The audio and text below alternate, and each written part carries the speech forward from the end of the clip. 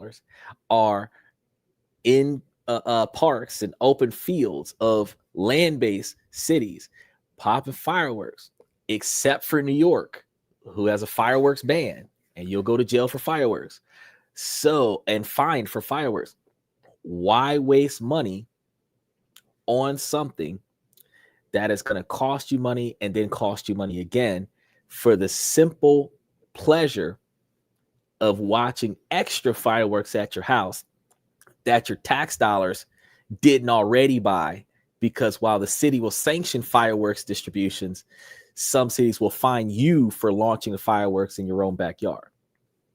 So why not just go to one and watch them launch fireworks? Park far away from the event, walk there, because it's going to be hard to get out, and get you some exercise, walk out there, watch the fireworks go off, and then right around the end, start making your way back to the car, be one of the first ones to leave the site, because when everybody else leaves, it's going to be a mob scene.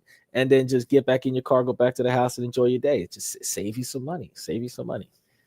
It's about being responsible. I'm not saying don't live life. I'm just saying don't waste money on why are you buying $1,000 worth of fireworks when your tax dollars paid for that $100,000 budget for the fireworks to last for 4 hours hosted by the city? You should just look in your newspaper or Google it now. We got internet right now. Y'all could just Google where the nearest fireworks show is that's being hosted by the city and save you a ton of money. And they'll do a way better job, because the average person can only pay for like 5 or 6 bottle rockets, 3 or 4 little sparklies, a couple of little black things that turn into a snake, and a few like M16s and some M80s that are gonna make a loud bang. And we can only do so many of those before the police come, setting off people's car alarms, and then a little string of little popper things. And once that happened, that's it.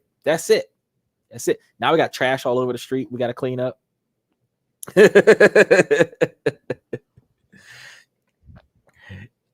True, but it doesn't feel the same when you light it up and move back. I mean, yeah, you're right. The thrill of almost blowing yourself up is enticing. But if you think about Independence Day, ironically, is supposed to replicate the sky full of explosions as we maintain the flag's position during the war. So the sky full of explosions doesn't have to be you blowing yourself up, losing a few fingers, because every year somebody gets hurt with fireworks, believe it or not. It might as well be somebody that's a tax dollars paid to let the police blow their fingers off while they out there launching the fireworks for you, instead of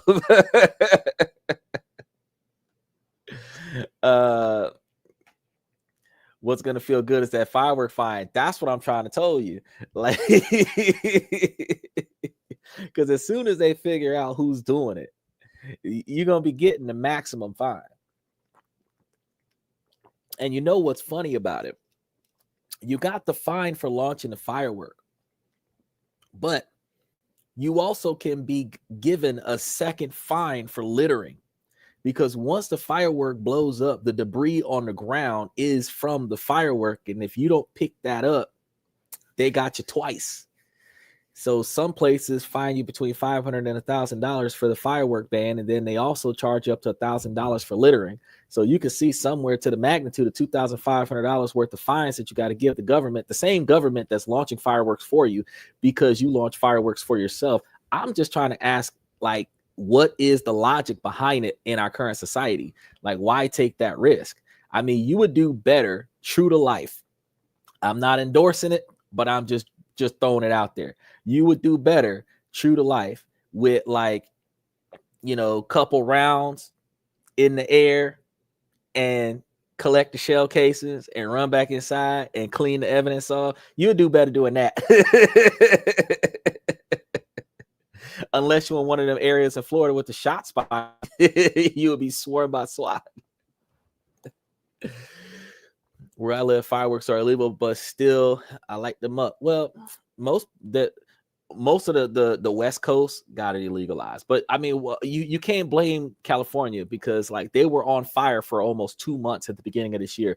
Could you imagine how stupid somebody would feel if they launched a few of those fireworks and the fuse is what started the forest fire, which could be, ironically, what started the fire last time, because it started at the beginning of the year. So it could have actually been an ember from fireworks from the New Year's Eve party or the New Year's Day party that could have started the forest fire. And then $300 billion worth of property damage because somebody left the flame in a dry spot and it started a brush fire and nobody had any water to put out the brush fire. Like, so I don't know. I'm not, I'm old school now. Cause when I was a kid, I was like, fuck that. I'll set the whole house on fire so I can launch this one firework. Let's make it work. But grown folks, nah, I leave that to the youngins. I let the kids do it. I let the kids do it. But today we're going to be talking about these unrealistic expectations.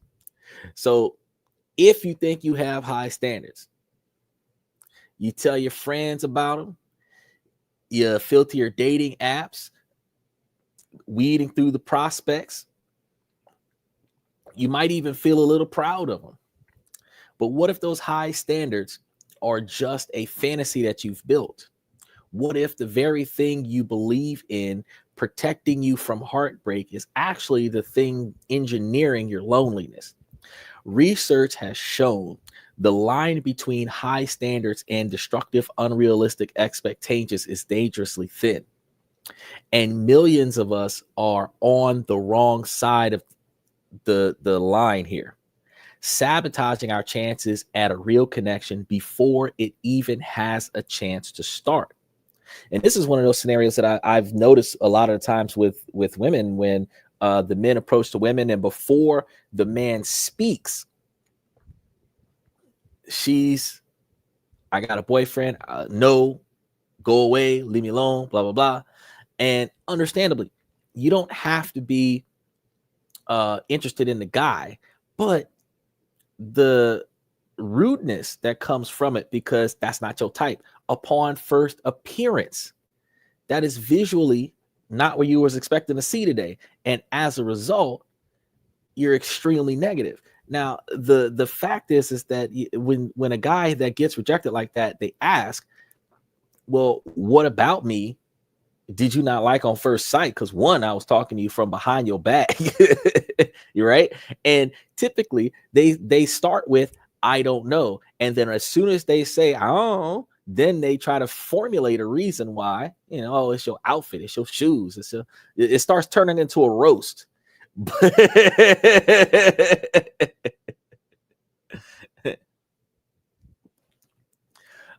Is that neglect people with high standards are crazy. Yes. It is definitely a situation where they got these young ones that they out there with unimaginably unrealistic standards. Now, statistically, I've looked at the math, and some of them do make sense depending on the city and state that they live in, looking for that particular type of income status. But like, all it is, oh, well, if you ain't making X number of dollars.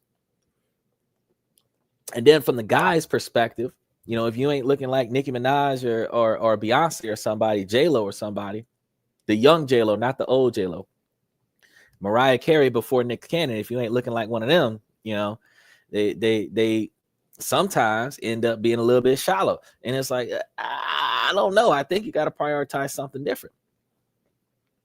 But if you're feeling completely exhausted by the dating scene, you're not imagining it. You swipe, you match, you go on a date, the circle just repeats, always ending in a vague sense of disappointment where you feel let down because the person across from you doesn't quite match up with that perfect image you had in your head. This isn't just you, it's a modern dating epidemic fueled by the perfect storm of social media, dating apps, and a few too many rom-coms. Platforms like Instagram and TikTok are basically highlight reels of other people's lives, and they set an impossibly high bar for what a relationship is supposed to look like. It's been confirmed in studies that this constant exposure to idealized relationships can seriously warp our own expectations. We see the curated anniversaries, posts, the picture perfect proposals, and we start to internalize these moments as the norm. One study actually linked high exposure to romantic media with belief in a stranger and stronger belief in unrealistic relationship ideals, which then uh, predicted lower satisfaction in people's own love lives. It's not just in our heads. The media we consume actively shapes these beliefs over time. One thing I can tell you though is it's not just social media that actually molds your train of thought. It's been a long time since anybody's ever talked about this, but did you know that the music that you listen to, anything that you stimulate your mind with, compromises your thought process? So, to the magnitude, if you're listening to highly emotional songs, you're gonna feel highly emotional. If you listen to upbeat songs, you'll find yourself upbeat. But if you listen to aggressive and violent songs, you are going to find yourself, for unknown reasons, on edge, like ready to be triggered. It's like a fight song. You really develop the emotional position to get into a fight. So you got to think about what you're consuming, because an overabundance of this type of consumption redirects your positive thinking into something less positive. And then you have the dating apps. We just went through the dating apps yesterday on all the ways that you can improve your dating app so that you can improve your success.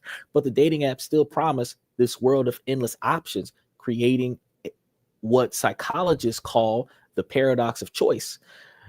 When you have what feels like an infinite supply of potential partners, you become paralyzed, always wondering if someone just a little bit better is one more swipe away. You also have that thing where you'll find somebody, you start communicating with that person, and then you'll come across the observation that somebody else that you're talking to on a dating app might live closer than the one that you were talking to.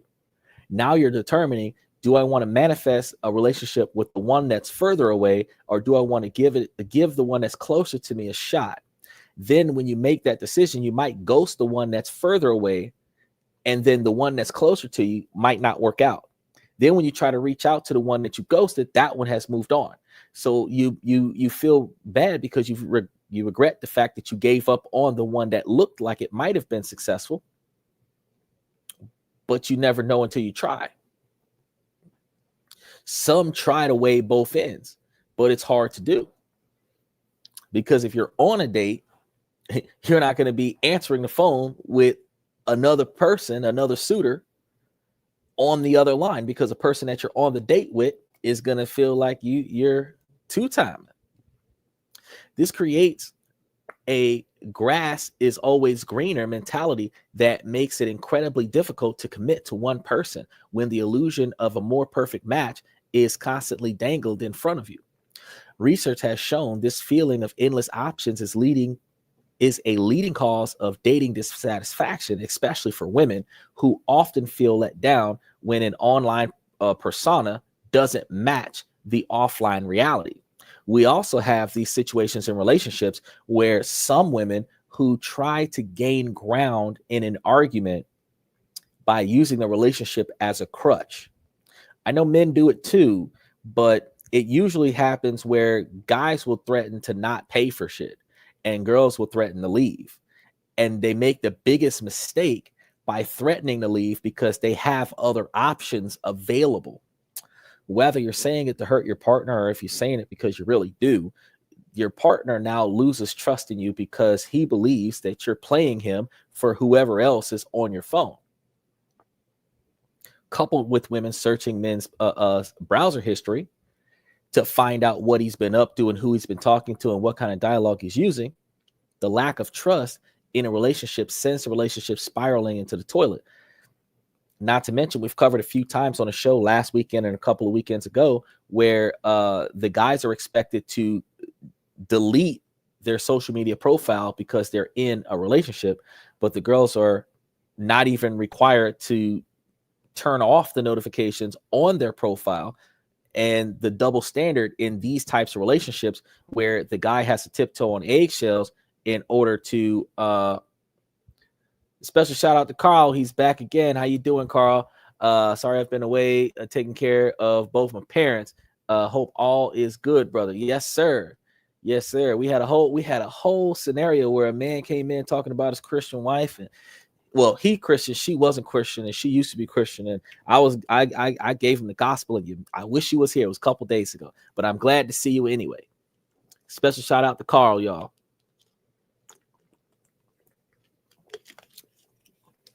But we come to notice that when you're in these types of relationships where the expectations are not uniform, you start recognizing that you're in an unhealthy relationship. But some people, because the unhealthiness is being directed towards the men, are excluding it. They're ignoring it. And because men are loyal to their effort and their investment in the relationship more often than they're loyal to their woman, the fact is that because he's invested into this woman, he's not going to leave this woman, even if he's not satisfied with how he's being treated, which still leaves a man in a relationship looking for a relationship that is treating him better than a relationship that he has. Then if he finds that, then he's got two relationships, and the first relationship is going to get angry about that and then break up with him because he's a cheater. It's a downward spiral kind of thing. Is this for real? Women are less loyal to men, and it's sad. Women are far less loyal to men because, see, and I know that some ladies are gonna hate me for saying this, but ladies, y'all have this thing, emotional cheating, because y'all can have work boyfriends, work husbands. Y'all got exes as quote unquote best friends, and you got guys that want to date you in a friend zone, and y'all are formulating emotional bonds and saying, oh, it's healthy to have male friends. No, it is healthy to have a social network. It is not healthy to be in any type of interaction with somebody that wants you to be their wife, but you're not interested. That's not healthy at all. Because even though you don't have feelings for him, you're stringing him along, even though it's not intentional, because he's got feelings for you and he's just waiting for his turn, as if you're in the longest line at the DMV. And it's not right. If the shoe was on the other foot, you would not want to be there waiting for the man to make a choice between you and 5 other women. If you're not the choice, you're not going to stay there and be a option. So at the same time, if that guy is not your choice, you should not be putting yourself in a position to have more than one option. But here in 2025, you got to understand, you're right, Carl, it's a lot of games. The Gen Zs, they've got the primary 2 girlfriends, probably the one that's closest, and then the one that's got a car. Then they've got a side chick, probably the girl at the job, and then a baby mama. The fact that they have a main, 1 or 2 sides, and then 1 or 2 extras in case the other 3 ain't available, and the last one might be jealous of the third one, it's crazy. And the women do it too. They got a whole roll. They got 70% male catalog in their cell phone, on their major primary phone, not to mention all of the ones that are in their messages from their social media apps. And it's horrible that on both sides of the fence, both men and women, they're trying to have a backup plan to the backup plan to the backup plan. So if one relationship doesn't work, they can immediately fall back on another relationship, but they're not necessarily committing to the first relationship because they know that they have another option. Man number 1, man number 2. You're right. And look, music ain't helping, because remember the song Boyfriend Number 2? He don't mind being the second guy, knowing that she's got a primary man that she's in a relationship with. And truth be told, ladies don't even think about this. When a woman's got another man, she treats the first man like shit, and she treats the second man like gold. So men don't mind being the extra guy in a woman's life, because when she's cheating on her main guy, the second guy gets the best side of her and the main guy gets the worst side of her, because her emotional connection has shifted to a new man. So the honeymoon phase is with the new man, and the misery and divorce phase is with the old man, and she don't even notice it a lot of the times. But this is one of the reasons why people say you can tell that your partner has found somebody else, because they changed the way they treat you. You can tell. Now, you can't tell if you're not there and you're not paying attention, but you can tell. So what's the result? Well, we're left in a state of perpetual disconnect. We chase a fantasy, a checklist of superficial traits, and a movie version of love that doesn't actually exist. We tell ourselves we're just being selective, that we have high standards. But the brutal truth is, these aren't standards, they're walls. And this is why I tell you guys, you're not building boundaries, because boundaries are invisible walls in a relationship that continues to keep a wedge between you and the person that you claim to want to be with. You are in a committed relationship with somebody that you're supposedly trusting. There is supposed to be no walls, but there is an non-negotiable expectation for behavior, meaning that there's certain things that you can do whatever you want to do, however you want to do it, but there's certain things that you just know you're not supposed to do that around me, because that's not good for me. There's certain things that I can't do around you that's not good for you. It's equivalent to you having a peanut allergy and me making a peanut butter and jelly sandwich and coming and kiss you on the mouth when I got peanut butter all over my face. There's certain things I'm not supposed to do. And it's called mutual respect. When you understand the things that negatively impact me, you make sure that that doesn't happen. And if I recognize that there's some certain things that negatively impact you, I make sure that that doesn't happen. And this prevents us from triggering each other's pet peeves. But that's mutual respect. Carl said women and men to be honest and be themselves and not put up an act. Women and men both need to be themselves. They need to be honest. They need to instead of just doing that old put your best foot forward kind of situation, you need to bring the real you, the how you roll out of bed with a fucked up attitude you, so that they know what the hell they're getting themselves into. Because if you got to get up and spend 4 hours putting your Prince Charming on so that when you go over here and talk to this girl, you're able to usher your way into her situation and genuine her back to the house, I mean, yeah, that's fine. But when you don't got it in you like that, then you Ray Rice, OJ Simpson, Mike Tyson, and that's a completely different behavior. Whoever you are, when you show up, you can't Chris Brown on the stage and then Chris Brown at the house, because that's two different types of brown now. You got the one that's making a melt, and you got the one that's flying down the stairs. It's like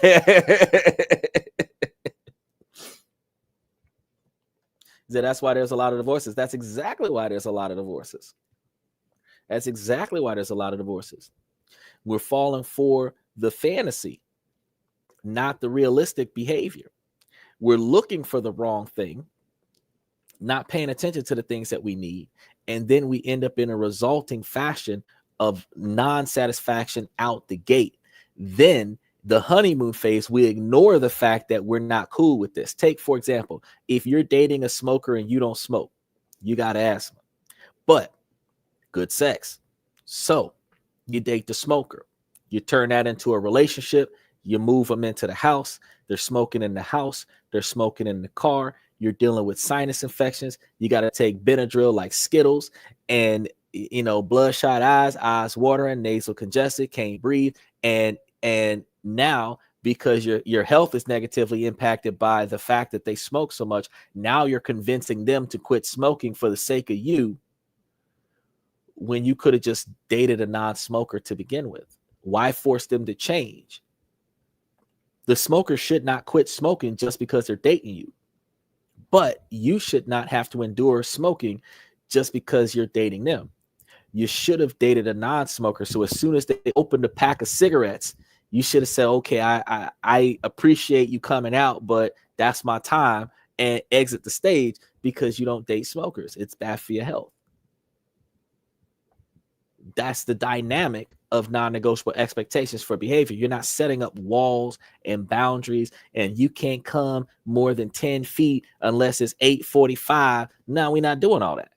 We just saying, look, certain things that you would normally do, can't do that around me. And if you got to do it and it's around me, then I got to get from around you, because I don't want that around me. That's how it is. A recovering alcoholic, you're not going to hang out with somebody that always has to have a drink. There's certain things you just can't do. Carl said, got to put my dad to sleep. Sorry, my friend. Have a good night. Oh yeah, go ahead and take your family back to bed. But you can listen to it in the background or whatever the case may be. I'm always here for you, brother. I'll definitely see you tomorrow. Steven said, yeah, for example, a toxic woman, bad attitude, but she's beautiful and can cook, bro. That is the worst ones right there, because she be so fine, the sex be good. She might actually do some shit for you, and then she switch out on you. She throwing grits on you. She hitting you with a skillet. She burning your clothes. Then she'll make it up to you and go and buy you something else and replace some of the clothes that she burnt up, if y'all get back together or whatever. But the fact is that you got to duck and dodge, because she throwing shit. You got to duck and dodge because she throwing punches. I seen this one video where this chick was arguing with her man. He was in the closet trying to get his coat so he could leave, and she just started punching dude in the face like a pro boxer, just like pow, pow, pow. And I'm like, no, a man would go to prison for that. But dude, he couldn't do nothing. He tried to defend himself, so he started punching back. But that's true to life domestic violence. Now, that man's going to jail. Don't matter what happened to her. That man's going to jail. If she go to jail, she lucky. But that man's going to jail one way or another, because he hit her. Society is not going to allow a man to punch on a woman, but could care less if a woman punches on a man. So these types of toxic relationships, when women are like, oh, you can't handle me, and then that's all right. I ain't even trying. I ain't even trying. Shit. Like, you can't control all this. I'm not even trying. Shit. And they're like, you don't like sassy? Hell no. I don't like sassy. I don't like spicy. Closest thing to spice was Scary Spice, and that's it. I don't like none of that. When we liked tomboys, we liked tomboys because they were feminine women that were able to dress with a different style of clothing and hang out with the boys and do the things that the boys like to do. She wasn't pretending like a dude. She just had the same interest that dude has. So instead of her downing a dude for playing video games and basketball and football and shit, she out there playing video games, basketball, and football better than him. That's what we liked about tomboys. She had the feminine side. She was still a lady. She still wore nails when she wasn't out there crushing you with the tackle. She still wore heels when she wasn't dunking on you on the court. She still put on a dress when she wasn't spiking the volleyball. But at the same time, she could get out there and get with you and do the things that dudes do. That's what we liked about tomboys. But y'all out there acting like grown-ass fucking men. That's not what we was down for. We ain't want no female to yoke us up by the neck and put us in check like we in prison. We don't want nobody to diddyfy us. We're not trying to be out here like R. Kelly on the receiving end of that water fountain. That's not what we was looking for. But that's what some people think, that men like girls that are aggressive like that. No, because the funny thing about that type of behavior is that if you start acting like that with the wrong dude, you will trigger a past trauma and catch a left and a right. And that's not what we want. We don't want to knock out the girl that we want. So it's not okay for us to be triggered with unnecessary aggression. I'm not saying that you're not supposed to put your man in check when he misbehaves, but you got to really define what is constituting misbehaving. Misbehaving is forgetting the kids at the house like Home Alone. Misbehaving is wasting money at the casino instead of bringing it home. Misbehaving is lending your car to a stranger and not getting it back. You know what I mean? You know, you got to do stuff that's catastrophically negatively impacting the household. Misbehaving is not speeding up as you pass by the target so that you don't see the target and try to make me go into the store. You know what I'm saying? Misbehaving isn't me helping somebody at the grocery store get something off the top shelf. You know what I mean? Y'all got to really think about that. Steve said, I don't like none of that on a normal chick. Me too, bro. I'm too old for all that chaos. You got to understand that there's destructive fantasies that are costing you a genuine, imperfect, and ultimately far from fulfilling human connection. But here's the term. What if you could tear down the fantasy? What if you could finally separate your non-negotiable expectations for behavior from your superficial wants?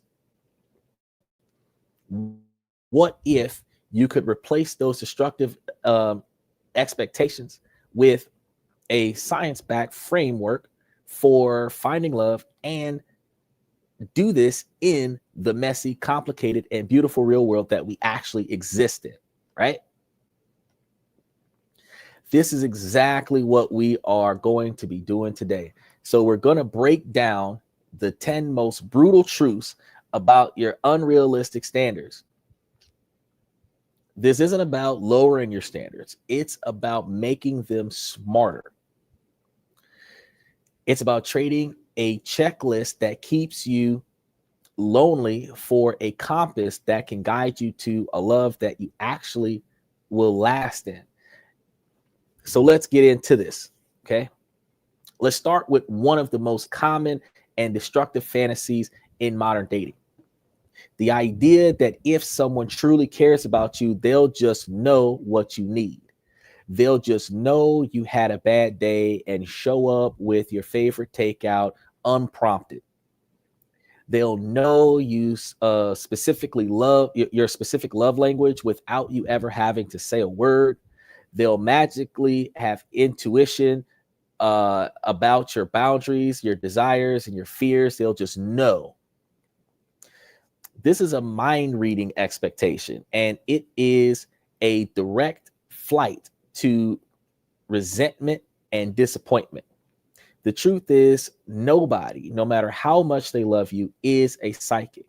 Expecting a partner to anticipate your every need without clear, direct communication isn't a sign of a deep connection. It's a step up for it's a setup and a step above failure. Now, this is one of the things that I've come to notice. We've been talking over the past couple of weeks about burnout. We've been talking over the past couple of weeks about highly stressful lifestyles. Did you know that long-term exposure in highly stressful environments leads to mental fatigue, which leads to signs of memory loss? It's not permanent memory loss. Once you rest, you start recovering your capabilities to remember short-term information. Your long-term memory is not as quickly affected as your short-term memory. But the longer that you're excessively fatigued and the longer that you are highly stressed, the more likely you're going to forget things that you just talked about, things that you just did, promises that you just made. Gauging the difference between the importance of major success versus satisfaction of your partner, you might forget. It doesn't mean you don't care, but you cannot assume that your partner is not stressed and has free time to clearly analyze every particular option that you might want to have happen in your life at a specific time. This belief usually comes from the more romanticized stories when we see this in the movies, where a single look or a small gesture is all it takes for one partner to perfectly understand the other. It's the kind of dynamic where you're watching these soap operas or these dramas or these action dramas where the partner One person looks at the other, the cameras flashing back and forth between the eyes and the looking of one another. And then all of a sudden, one person takes action and the other person knows what action is going to happen. That takes decades. Y'all got to be around one another 10 years before y'all have that kind of capabilities to just know that your partner is going to step to the right when they sidestep on you. Think about pro boxers. How many times do they get hit in the face before they know which direction to pivot when they see that body movement? Think about dogs. How many years do you train your dog that so that when you get up and start walking, that your dog get up and start walking too, without commands? But how often did you have to wait for your dog to get up and recognize that it was time to go before you got your dog in the pattern of leaving when it was time to leave? It's not something that is instinctively happens.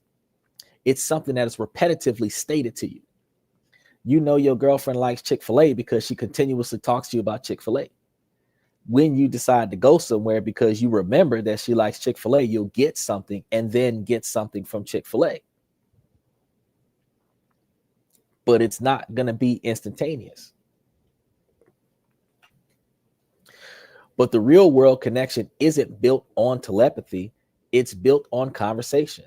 The Gottman Institute, which has studied couples for decades, point out that one of the core principles of a successful relationship is building love maps. And a love map is basically a detailed understanding of your partner's inner world, where their hopes, their fears, their stresses, and their joys all exist. And you don't build this map by guessing. You build it by asking questions and actually listening to the answer. These are open-ended questions that you're going to ask to your partner. So think about it this way. When you start a new job, you don't expect to know everything on day one. You get a manual, you go through training, you watch those raggedy behind training videos, you ask a bunch of questions, you learn along the way, and a relationship is no different. Your partner needs a user manual for you, and you need one for them. This manual is created through open, honest dialogue right from the beginning. So while men always ask women all of the things that they want, need, and desire to make sure that they get it right, women assume based on probability, based on the results from the other men that they've engaged themselves with. But that is a very bad and toxic way to handle things, because if you are dancing on the fact that the last 5 or 7 or 25 other guys that you dated preferred it this way, and then you give it to your current man without asking him what he would prefer, you're going to be doing it the way you've always done it when you're in a relationship. And this guy don't do it like that. Notice that, ladies, y'all do this a lot to guys. When a guy tries to do something for you, you hit him with that, oh, I bet you do that to all the girls. But when you do something for a guy, the guy's sitting here thinking, about time somebody's trying to do something for me. Yeah, I mean, we appreciate the fact that you're doing it, not because you've done it for a bunch of other guys, but because you're doing it for me. That's what we focus on. We focus on how you're treating us. We're not focusing on how you treat other men. Am I the best you ever had? Confident men don't give a shit about that. But are you in love with the girl at the Target that you took the stuff off the shelf for? Bro, I didn't even ask her what her name was. That's look now. I was concerned about that woman who was on the show talking about some. She let her husband come up missing for 2 days and didn't start looking for him. Talking about some on the third day, she found out he was in jail, missing for 2 days. No phone call, no text message, and they left on a good note. They wasn't even fighting or nothing, and they out on vacation. I'm gonna give you some space, but if you normally check in by your own accord and your ass ain't check in, I'm coming to look for you, because why would I wait 2-3 days so that when they do find my partner, they kidney missing in a bathtub full of ice? Because y'all out of the country, y'all, that ain't even y'all hometown, and you telling me that your partner came up missing? What? Neil Eason wouldn't have let that situation happen. Raymond Reddington wouldn't have let that situation happen. Keanu Reeves of a 9mm wouldn't have let that situation happen. Shaft wouldn't let that. Look, I'm gonna keep going now. But when you don't communicate your needs clearly, you're not just making it hard for your partner, you're actively sabotaging the relationship in its whole. They're left guessing, and when it's inevitable, when they inevitably guess wrong, you feel let down, unseen, or unloved because they don't know you. They don't know your favorite color. They don't know what you like for breakfast. They don't know what your favorite outfit is. They don't, and sometimes they might know, but they just forgot in the moment because they're under a lot of stress. And the problem is that the moment that you tested them to see if they know, and they failed the test, recognizing some people are just bad testers, you took offense to that. They didn't intentionally do that to you, but you caught them at the wrong time, trying to test them on the wrong thing, and they wasn't ready for it. They in turn feel confused, frustrated, and like they can't do anything right at all. And this kicks off a vicious cycle of unmet expectations and simmering resentment, all because of a need that was never spoken out loud. A study in the Journal of Personality and Social Psychology found that couples who communicate effectively report much higher levels of relationship satisfaction. So what's the science-backed tips? When you communicate, and you communicate early, from the first few dates, practice putting your needs, values, and your non-negotiable expectations into words. This isn't about handling them or handing them a list of demands like a hostage negotiation. It's about sharing who you are. It sounds like I really value open communication. So if something's on my mind, I'll probably bring it up. I hope you feel comfortable doing the same. Or just so you know, I'm someone who needs a little alone time to recharge after a busy week. So you might see me on that PlayStation knocking back that GTA 6. It don't mean I don't love you, but I want to get my stress off by taking these folks to this back alley and making it do what it do.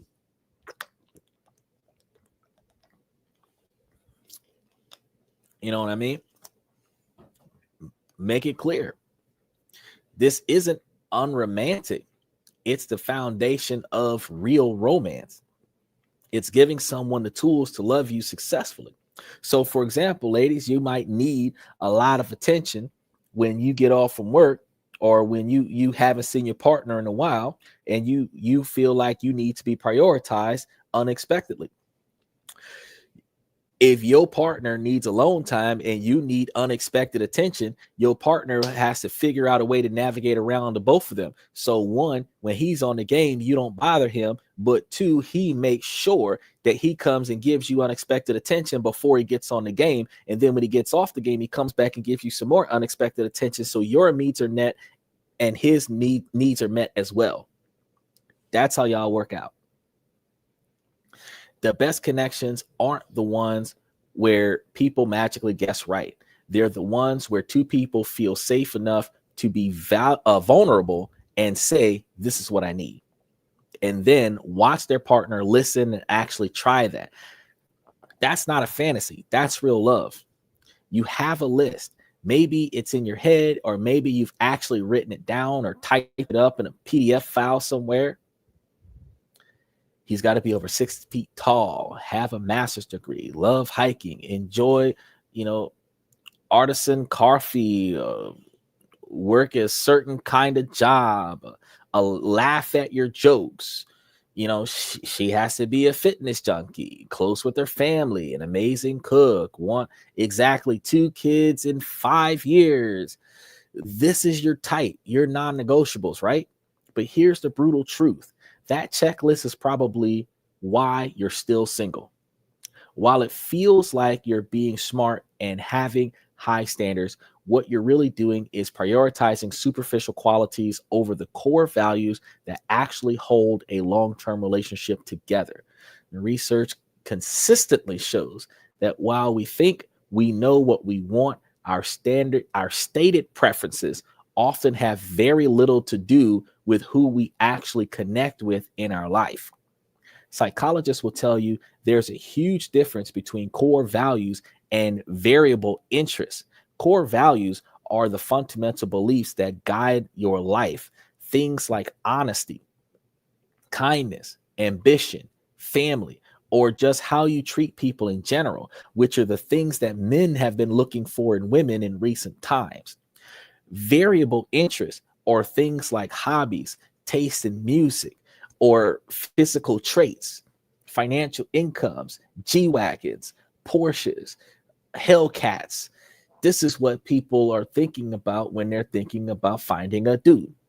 They're nice to have, sure, but they don't form the foundation of a long-term partnership. You can build a happy life with someone who hates your favorite band, but it's nearly impossible to build one with someone who totally has a different definition of respect.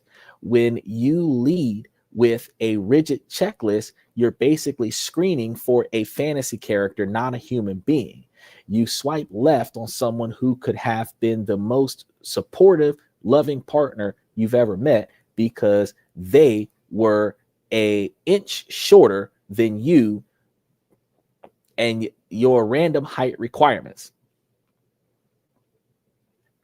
You cut things off with someone who made you feel safe and seen because their job wasn't prestigious enough to impress your friends, who, by the way, are also single. This focus on superficial expectations is a classic sign of what experts call relationship insanity.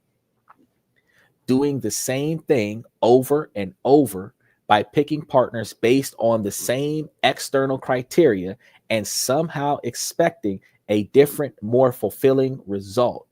The problem is that these checklists often have more to do with your ego and what society expects than what your heart actually needs. So you're not just looking for a partner for you, you're looking for a partner who looks good to other people too.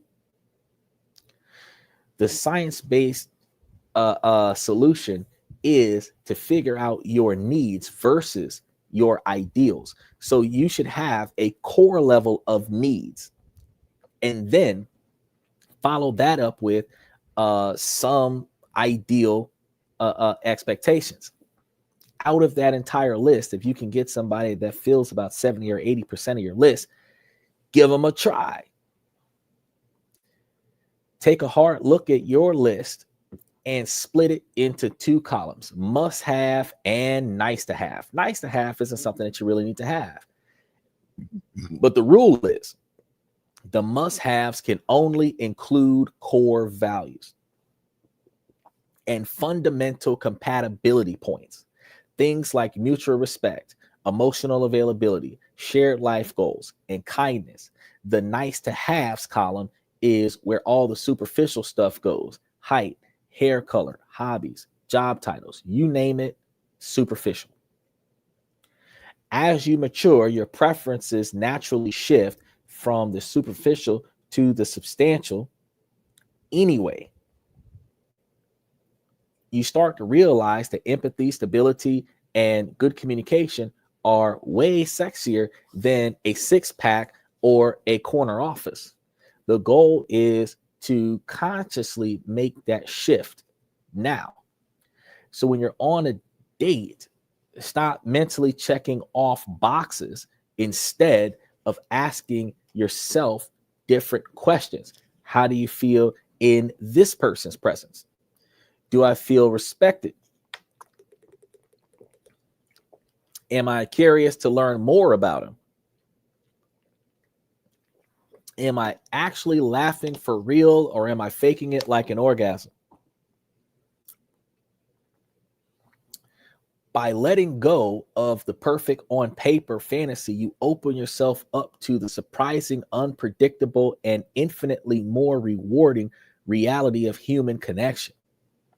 The person you're meeting And the one that you're meant to be with might look nothing like the person that's on your list, but they'll feel like home to you. So you believe in the spark,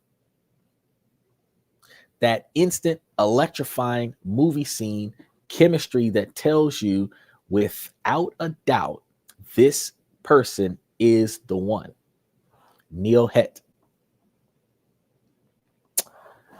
You believe that love should be easy, that any conflict is a red flag, and that your partner should be your everything, your best friend, your soulmate, your therapist. How the hell are they going to be your best friend when you don't have male friends that you turn into boyfriends? You only have male friends that you rejected and boyfriends that you date. But besides that, you get your soulmate, your therapist, and your personal cheerleader, the individual that's a yes man, that's always rooting you on, hopefully in positive scenarios. So here's the brutal truth. These beliefs aren't really your own. They've been planted in your brain by the lifetime of consuming romantic media, from Disney fairy tales to Hallmark movies and the endless scroll on your phone. Research has indicated this has been found where people who watch more romantic comedies are more likely to believe in the unrealistic ideals like existence of soulmates or the idea that love conquers all without any actual effort. And that is the wrong approach to have for a relationship. Because if you're thinking that the act of feeling love for someone else will fix all the problems in a relationship, you are dead wrong. Because the act of feeling like busting that table at the job site is not going to get them dishes off that table. If you don't take your ass over there and get the dishes off that table, you're going to fire you because it's the last time. You understand? So in some way, in the same way, studies on social media's impact show that seeing idolized portrayals of other people's relationships lead to disappointment and frustration in our own. The way somebody else treats their partner is not the way you got to treat your partner. But y'all all in the same social network. Your wife or your girlfriend's friend got something going on, and she wants that to happen too. So now your girlfriend's coming to bait you into something that you wasn't planning on doing. Vice versa. If y'all in the same network, his friend might encourage him to do something that he wasn't originally going to do, and now he's doing it because he's doing it with his friend, and then that shorts the budget, which shorts your ability to get the things that you want. And you're complaining about it, but he's not in the room to complain because he left with his homies. This happens on both sides of the fence. There's a psychological theory for this called cultivation theory, which basically argues that the more media we consume, the more our view of the real world starts to look exactly like what we seen on the screen. So your brain watches these perfectly packaged 90-minute love stories and starts to think that's how relationships are supposed to be. When your real life, with its awkward first dates, its misunderstandings, and its quite boring moments, doesn't match up, you think someone's wrong and you assume the connection with that person isn't right for you. You might even end a really promising relationship because it doesn't fit as magically as the movies promised. The endless scroll on social media just adds another layer of distortion where we can see these carefully curated snapshots of other couples' happiest moments, the vacations, the engagements, the filtered selfies with gushing captions. We don't see the argument they had in the car on the way there. We don't see the silent treatment or the daily struggles. This creates a totally unfair benchmark. We're comparing our behind the scenes footage with everyone else's highlight reel.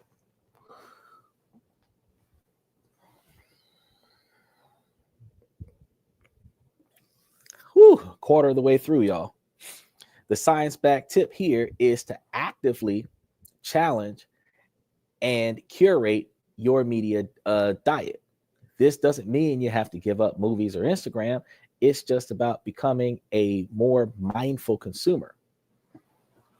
So first practice is critical awareness. When you're watching a rom-com, actively remind yourself this is a fictional story made for entertainment. It is not a documentary on health and relationships. When you see a perfect couple on Instagram, people remember that you are seeing a single curated frame out of millions of messy, unstaged moments that make up their actual life. I had to pause on that one because I was like, hold up. That's tough. Now, recognize that these posts are designed to make you feel like a certain way.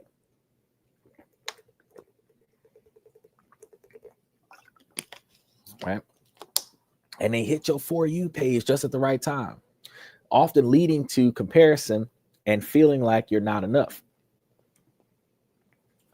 Self-diversity is curated for your feed. Unfollow accounts that consistently make you feel bad about your own life or promote unrealistic standards. For the relationship experts, therapists, and creators who talk about love in a realistic, healthy, and nuanced way, with the Gottman Institute, share practical research-based advice about the real world of relationships, looking for content that talks about conflict resolution and intimacy and the beauty of important communities.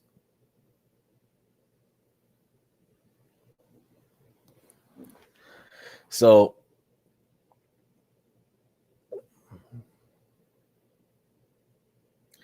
by consciously de-hacking your brain, you can start to let go of the fantasy and appreciate the reality.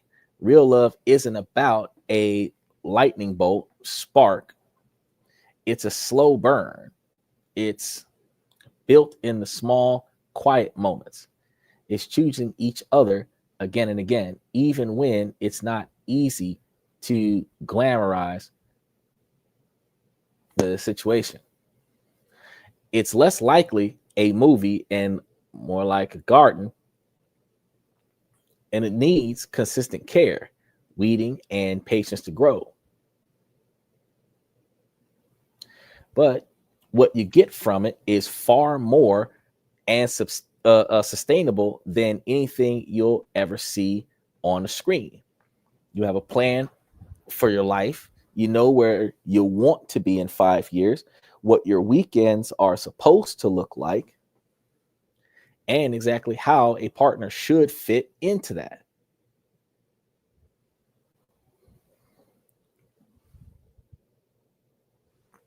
And you're going to sometimes, and some people are going to find that crammed into a pre-written script. So you believe finding the right person means finding someone who just slots seamlessly into your existing life, your habits, and your visions for the future. Any deviation from this plan, any need for a real compromise feels like settling for less. And I got to tell you, that is the furthest thing from the truth. The brutal truth is that this isn't having high standards, it's having high walls. And we already know how to handle high walls. You either tear them down or go over them. Like steel beams, you can't set them on fire.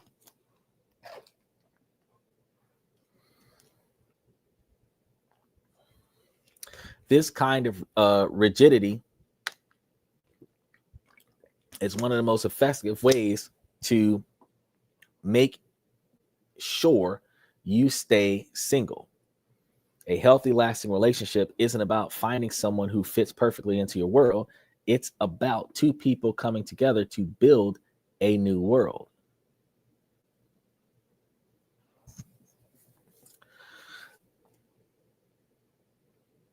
And that process, by definition, requires a ton of flexibility. Where researchers found fascinating differences between people who believe in relationships, destiny, and those who believe in relationships, growth should be calculated in a different fashion. Destiny believes in partners that are either meant to be or they're not. They see conflict. All the need for comparison is a sign that it's just not right. Growth believers on the challenge hand. And when you pulled out of the stock, you got yours. So you see the challenge and the opportunities to grow closer and believe that relationships can be strengthened through effort. And that doesn't always happen either. Which you're most likely to succeed in long-term relationships than growth believers.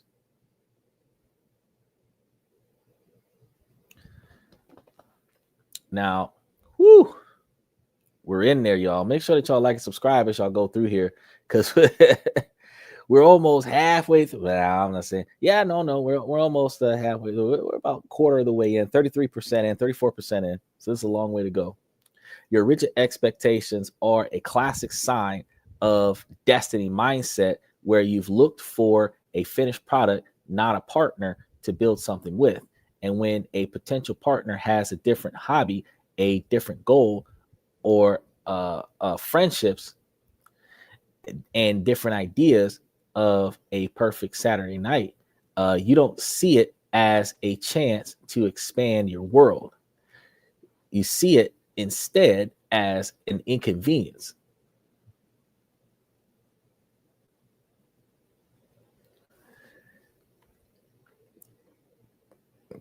So this inflexibility prevents you from experiencing the very thing that makes relationships so amazing, which is growth.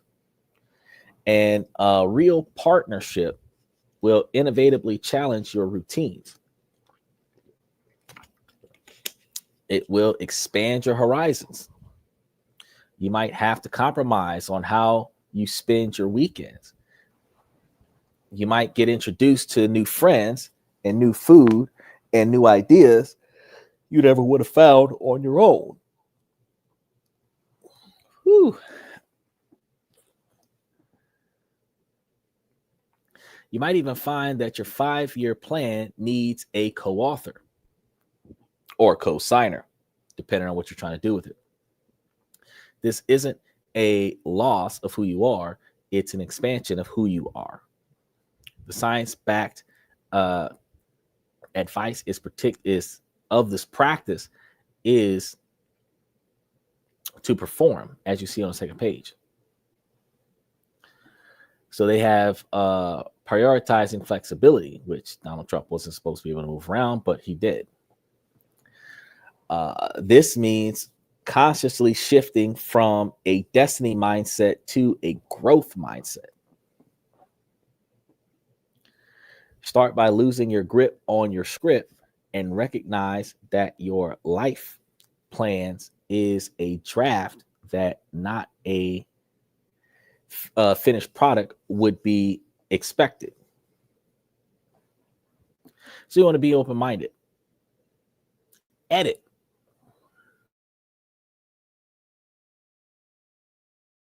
You can set that up as your anniversary date. There's a lot of things that can be done.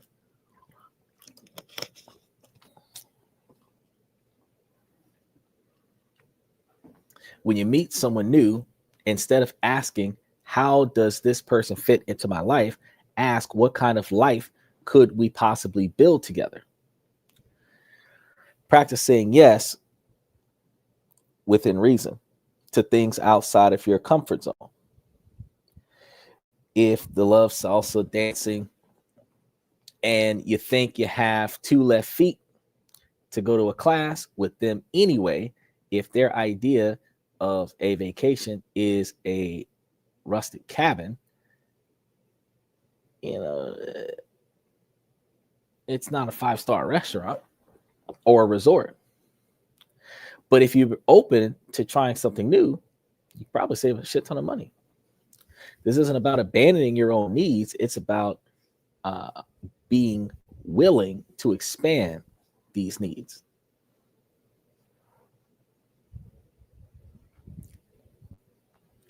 So real quick, let me know what you guys think part way through here.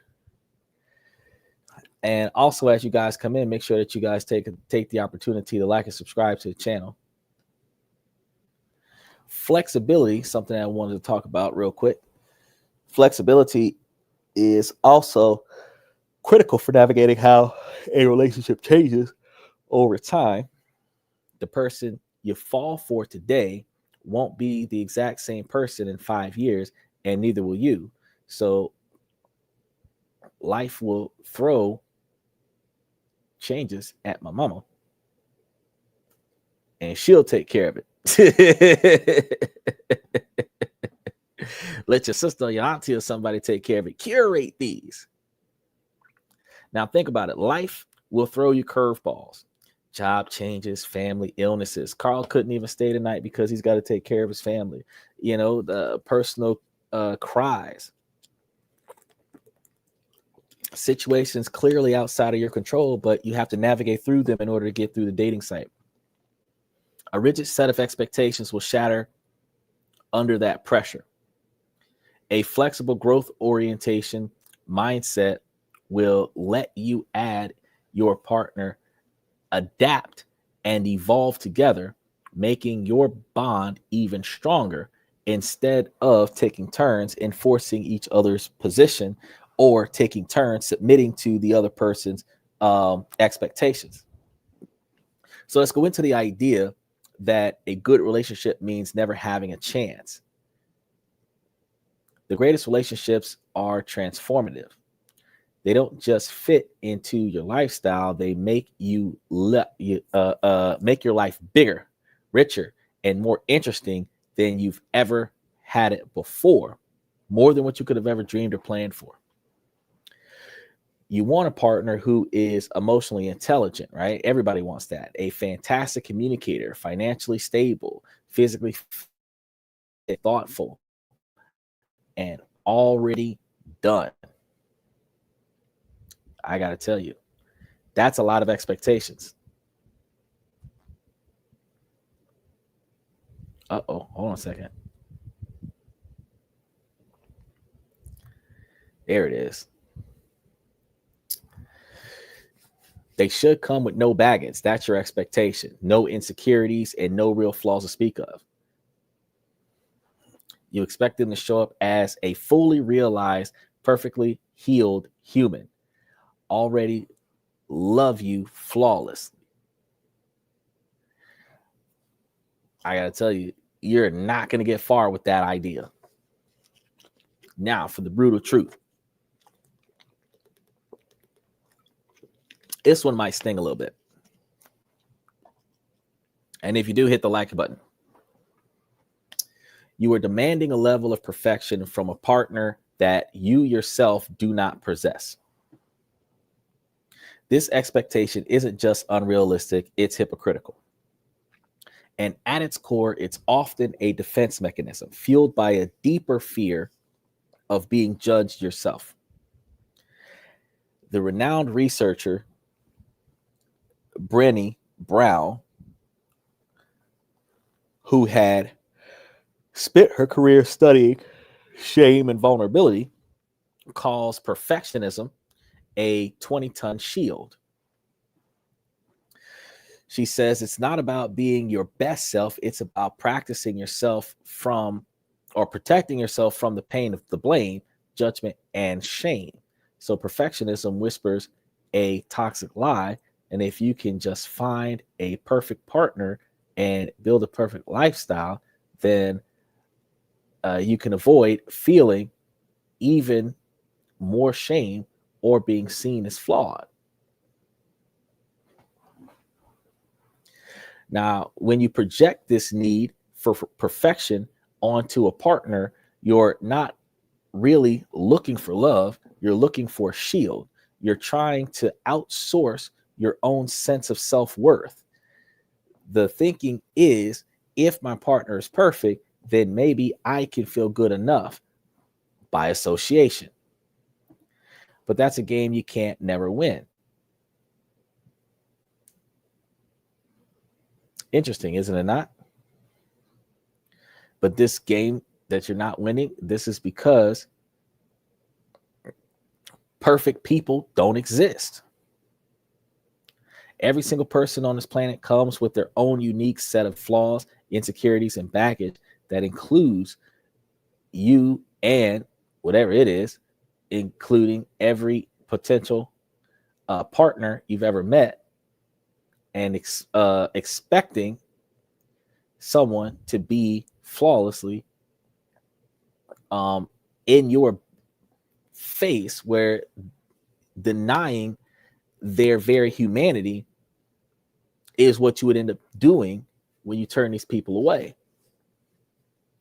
It's pretty tough. It creates an impossible standard that ensures every relationship will eventually disappoint you. You will inevitably find a flaw. They're messy, they get anxious in society, and that has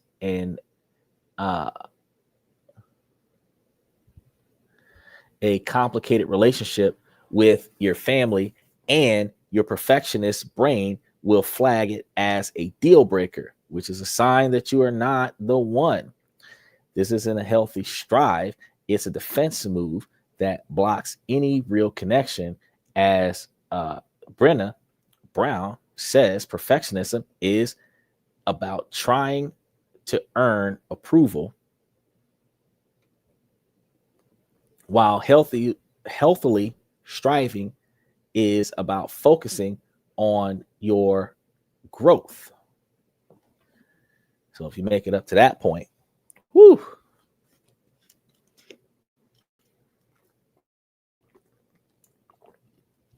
the key is a healthy relationship. And the key to that isn't finding a perfect person. It's finding an imperfect person who is willing to grow with you, somebody that isn't the finished product, who's willing to walk down that path of success with you. It's about two people communicating to navigate their imperfections together. And you might have to do it more than once, because one of you might forget about the other one's way of life. The science-backed path forward is to accept and embrace imperfection in both yourself and in others. And that starts with self-compassion. So you want to turn that spotlight of high standards back on yourself, not with harsh criticism, but with kindness and acknowledgement. Your own flaws, your own badge, and your own areas for growth. As Brenna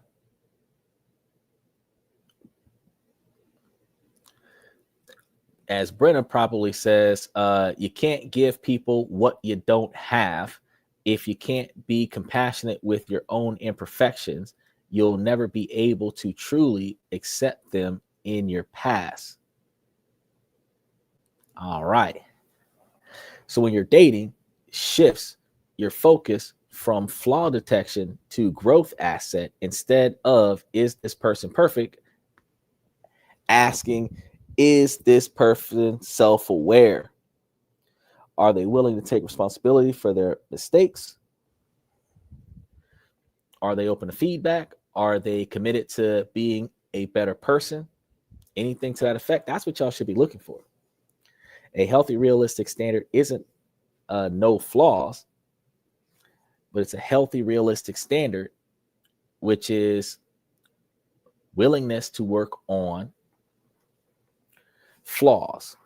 Look for a partner who can say, you know what, I have a tendency to get defensive when I'm stressed, and it's something I'm working on, and be serious about it. Right?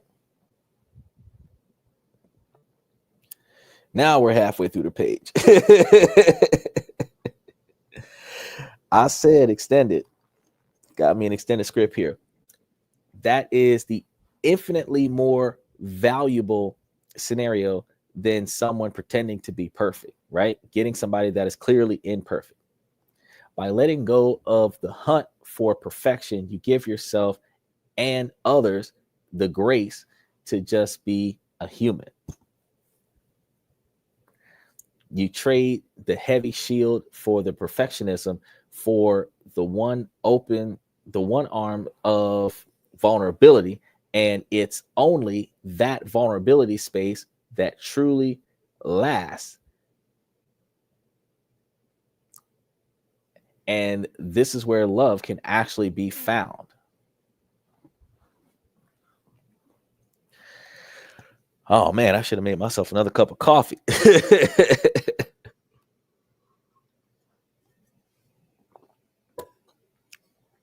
Because I got the coffee from Two Rivers. 40 boxes of mixed coffee. Or no, one box of 40 cups of coffee, which was crazy. I'm trying to drink them all. Sleep schedule all messed up. Now follow me. You're a friend for a spark. You're fiending for this spark. And that intoxicating, heart-pounding, can't eat, can't sleep feeling of intense initial chemistry.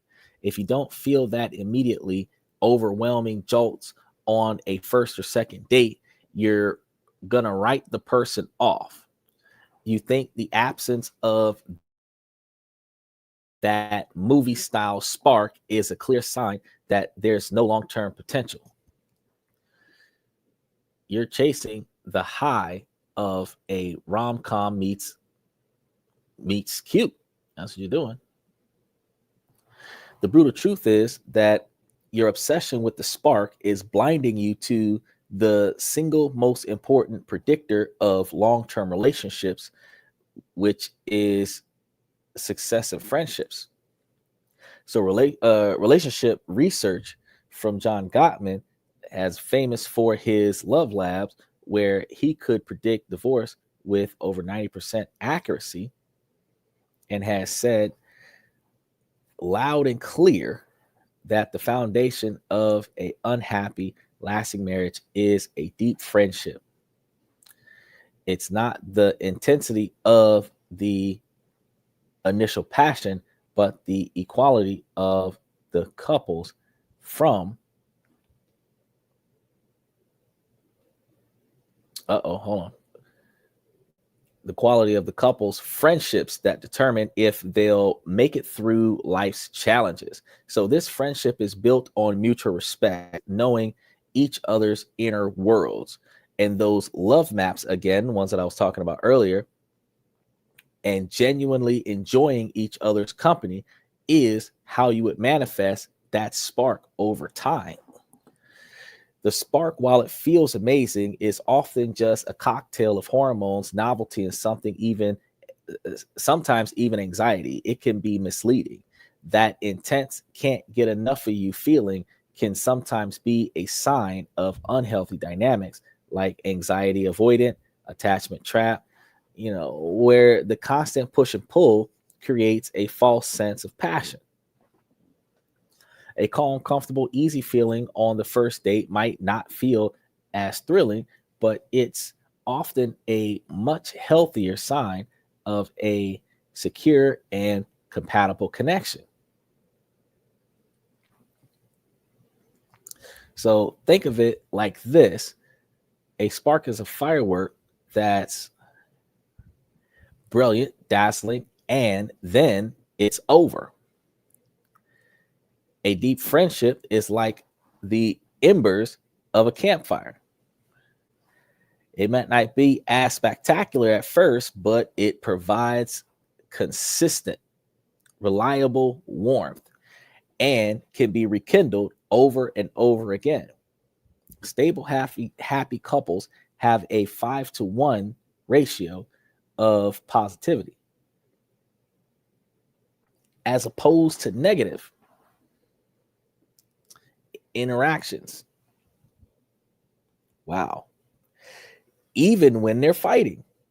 So that kind of positivity isn't sustained by a fleeting spark. It's sustained by a bedrock of fondness and admiration at the core ingredients of the friendship. By prioritizing the spark above all else, you are likely filtering out amazing partners who could offer you the steady, supportive, and deeply initiated connection you actually crave, where you're choosing the quick thrill of the fireworks over the lasting warmth of the fire. Two different metaphors there. So the science-backed advice for consciously prioritizing respect and kindness is the building blocks of a friendship. When you are on a date, instead of scanning for a surge of overwhelming passion, start scanning for the signs of a good friend. Do I respect this person's mind and their values? Do I see genuinely curious scenarios about my life? Are they a good listener? They treat me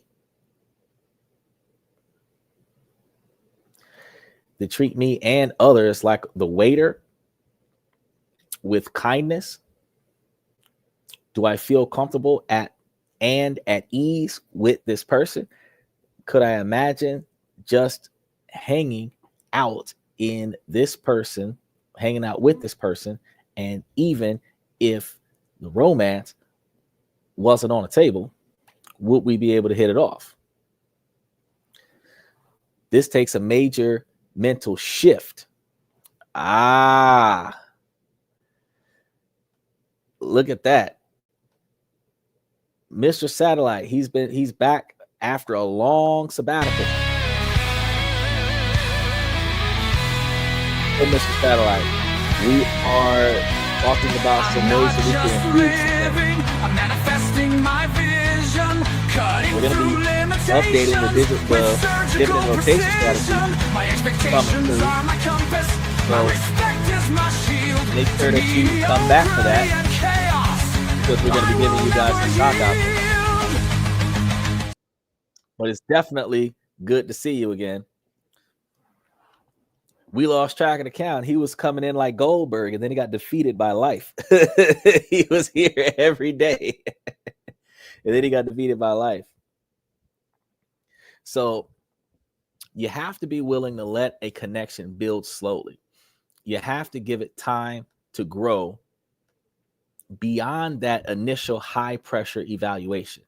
Some of the greatest love stories don't start with a light bulb. They start with a simple conversation that feels easy and a shared laugh that feels real, a feeling of comfort that feels like coming home. And this doesn't mean you should settle for someone you have zero attraction to. But this also means that you should not avoid people that you don't initially have some level of attraction to. But it's not the only part, and it's definitely not the most important part.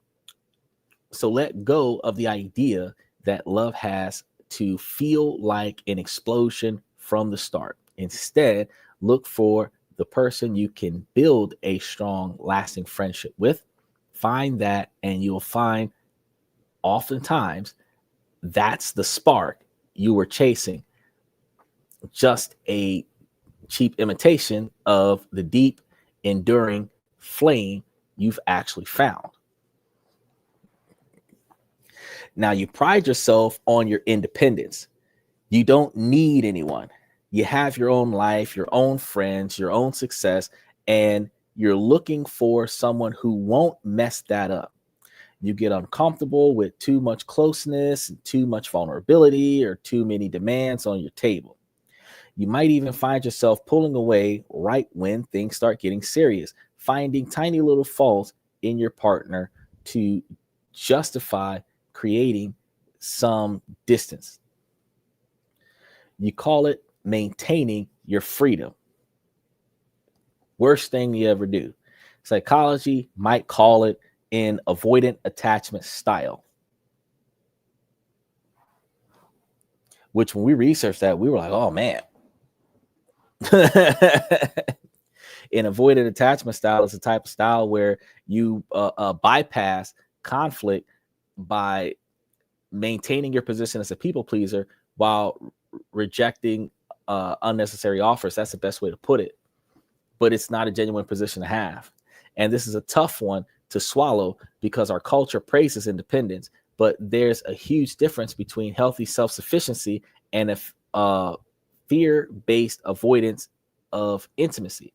This all ties back to something called attachment theory, which I told you guys before, which says our early bonds with our caregivers shape how we approach relationships for the rest of our lives. If a caregiver was consistently neglectful or unresponsive to you, your needs were, as a kid, you may have learned a powerful lesson like, I have to rely on myself because no one else is going to be there for me.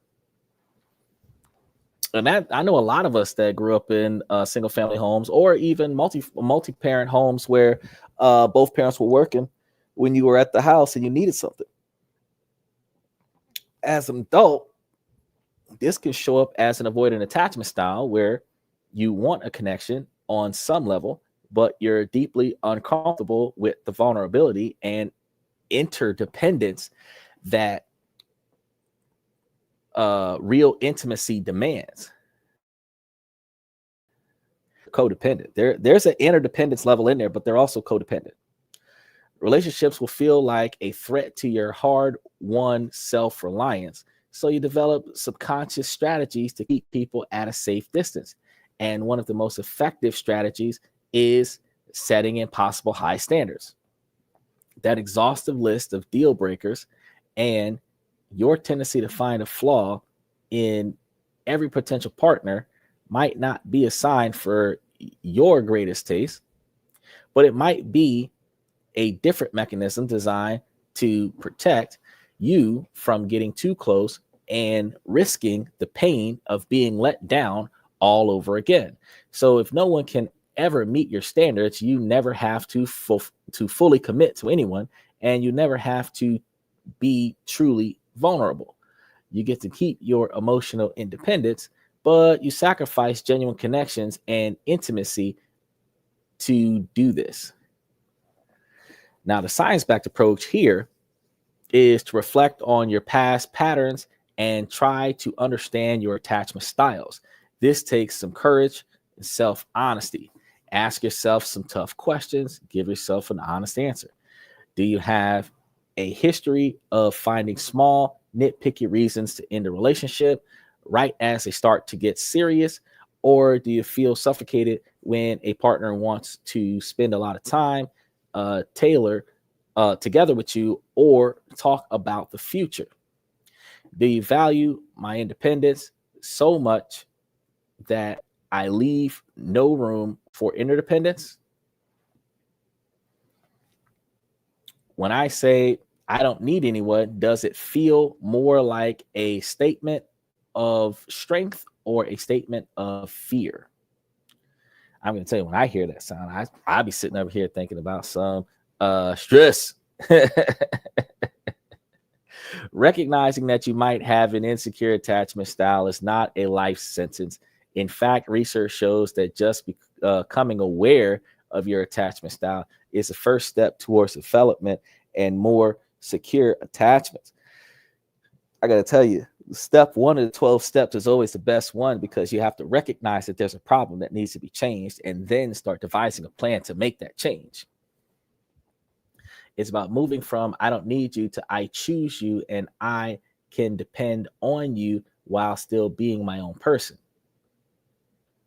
The next step is to consciously practice leaning into that discomfort. So uh, when you feel that urge to pull away from a good connection, just pause, recognize the feelings for what it is, and uh, protect, have a protective pattern around the perimeter. Instead of running, try to communicate. You could say something like, I'm really enjoying getting to know you. And it's also true that I sometimes feel the likely overwhelmed feeling of smoke.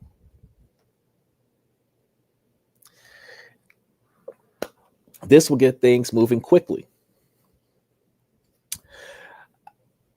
You just need to take it a pace that feels comfortable for you. This is completely different from just ghosting or even ending something over a minor flaw.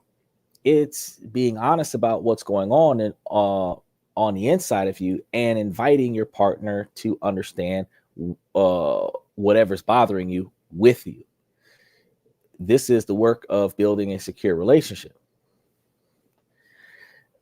So the attachment in real time is going to be a little bit different.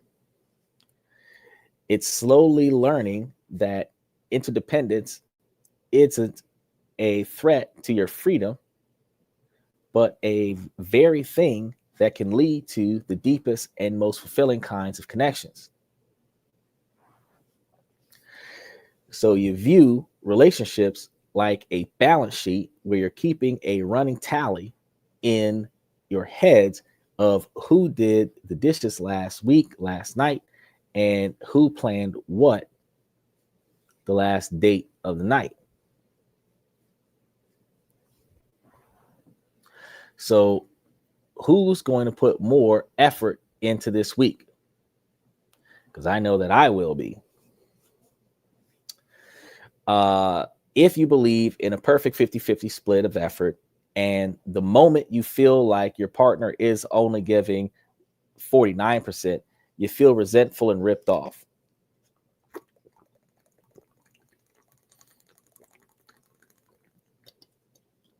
Okay.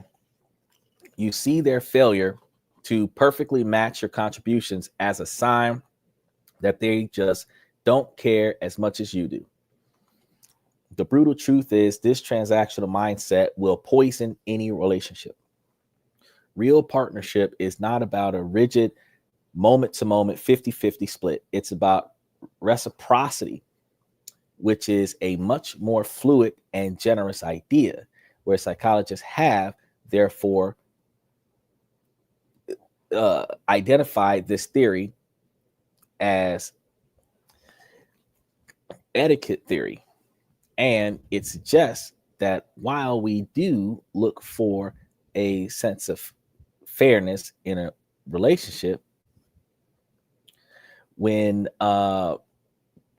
we're looking at the equity theory, we're looking at other ways to address healthy couples, like understanding that this balance is achieved over the long term, not in everyday single interactions. So there will be times when you're facing a huge deadline at your work or a family crisis, and you can only give 20%. Reciprocal partnership is one where your partner is willing to step up and give you 80% during that time that you're only capable of providing 20% without keeping score, because they know you would do the same for them. And you should be able to maintain that level of honor. So when you're stuck in a transactional mindset, you're operating from a place of scarcity and fear. So you're afraid of being taken advantage of, that you can be genuine. This constant scoreboard keeping kills emotional intimacy and creates a competitive dynamic instead of a collaborative one. So your partner starts to feel like they're constantly being audited, and the spontaneous and joy of love just withers up like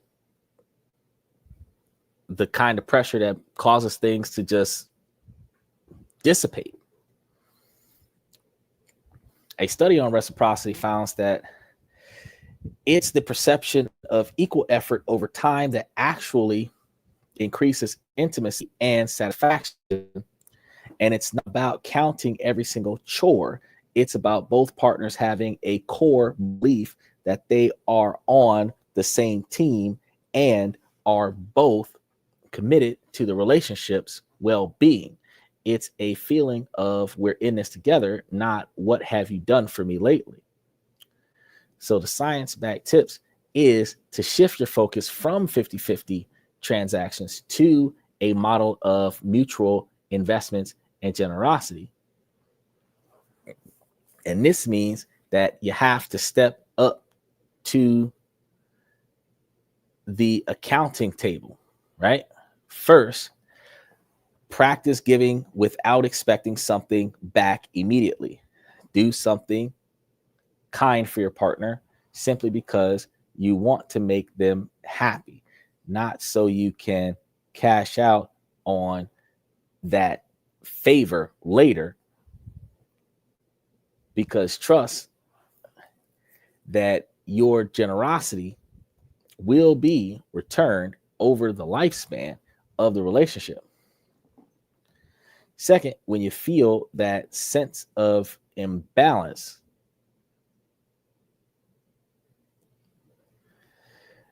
it looks like you're going to get curious instead of get angry.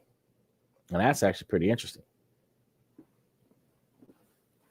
So instead of thinking he didn't plan a date this week, he must not care, try thinking he seems really stressed out from work lately. I wonder how I can support him.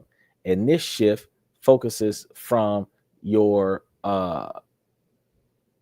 perceived loss to your actual partner's loss.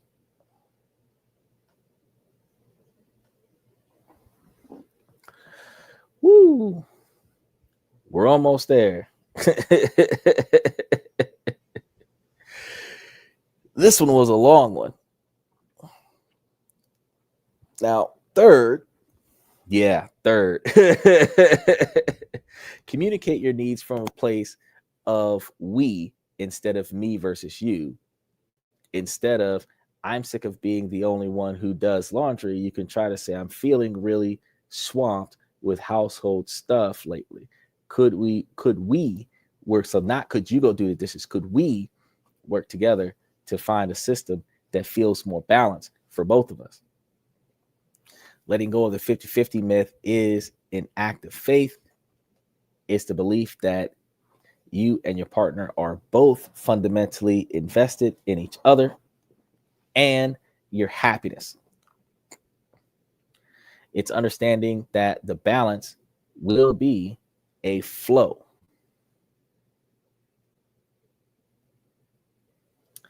But that over time, your mutual care and effort will create that extra step. And it's also going to create a partnership that is far richer than any perfectly balanced spreadsheet, which that happens on a rare occasion. And you're on a date with someone new, but they're not the one person that you table.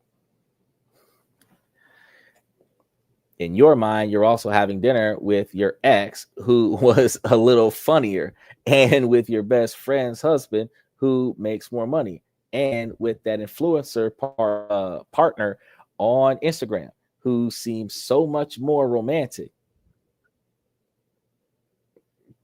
See, you're constantly measuring the person in front of you against the college of other people, both real and imaginary, the social media guys, where the brutal and psychologically proven truth is that this habit of social comparison is one of the fastest ways to destroy both your relationship and satisfaction and your own peace of mind. This is because social comparison theory, first proposed way back by Leon Fechting, Fechsteiner says that we all have this natural drive to evaluate ourselves. So, by comparing ourselves to others, while this can sometimes be motivating in dating, it's usually just toxic. When you make upward comparisons, comparing your partner to someone you think is better, in the same way, you and your greed would have you feeling less satisfied with your own relationship. So that's a more intuitive scenario.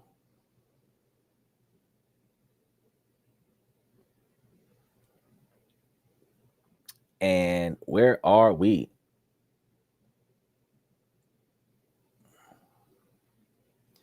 There is a lot here. We did some research. There we are. So research has shown that people who do this more often have insecurity, lower commitment, and less intimacy in their relationships, where you're focusing on what your partner lacks instead of what they offer.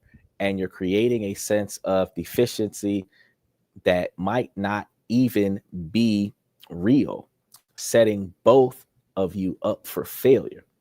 And this comparison trap isn't just about other people's partners, it's also about your own past, where you might be idolizing an ex or conveniently forgetting all the reasons you broke up and holding up this ghost as the gold standard for any new person, where no real living human being can compete with a glorified memory.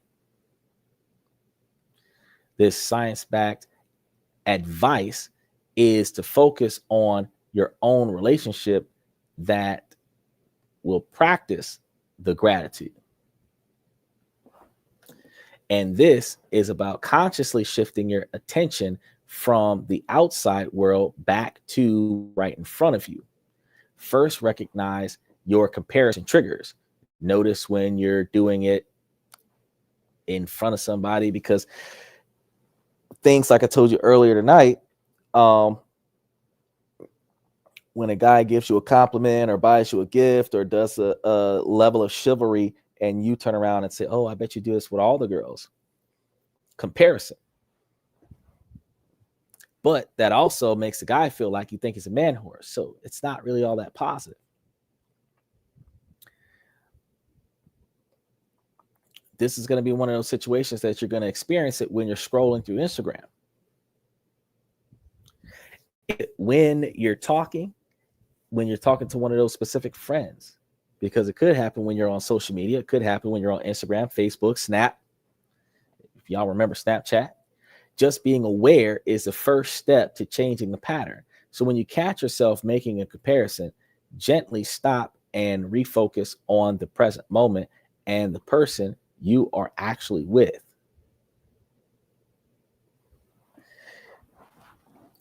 Second, you want to cultivate an attitude of gratitude.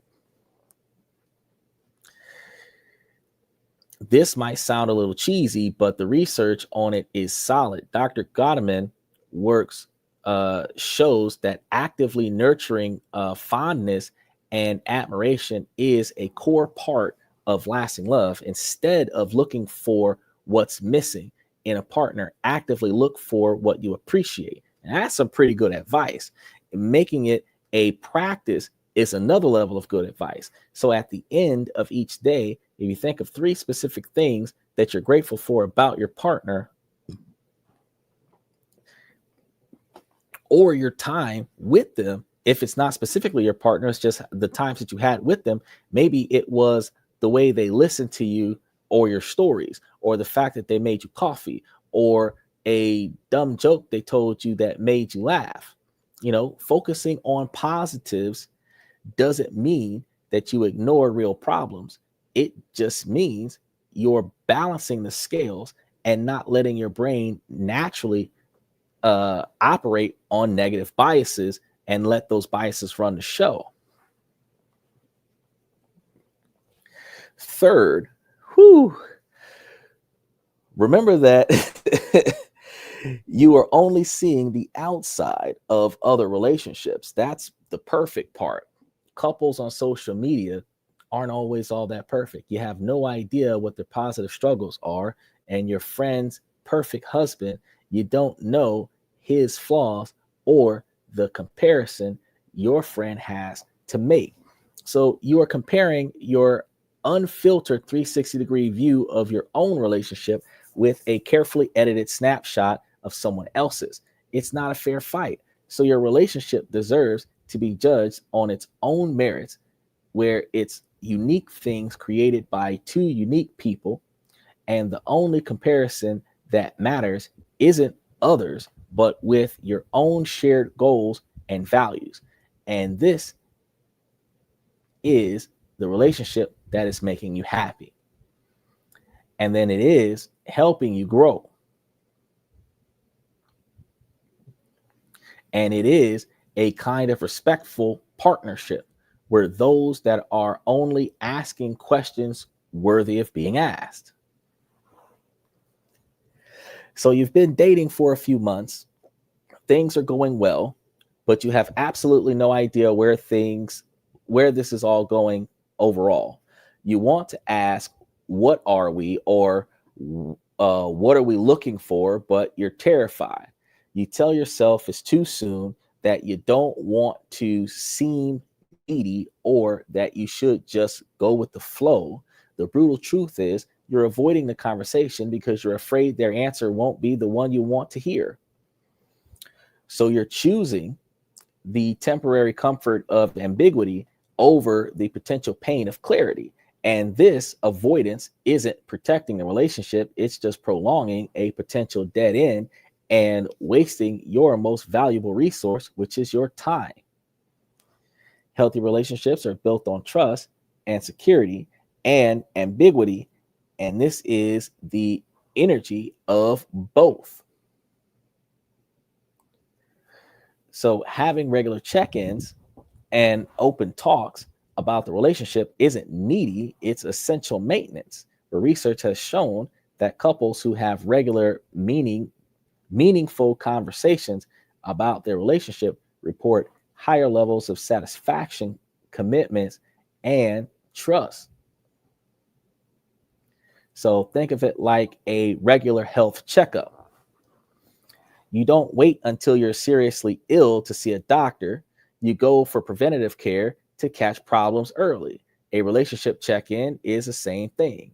It lets you and your partner address some issues before they become big ones.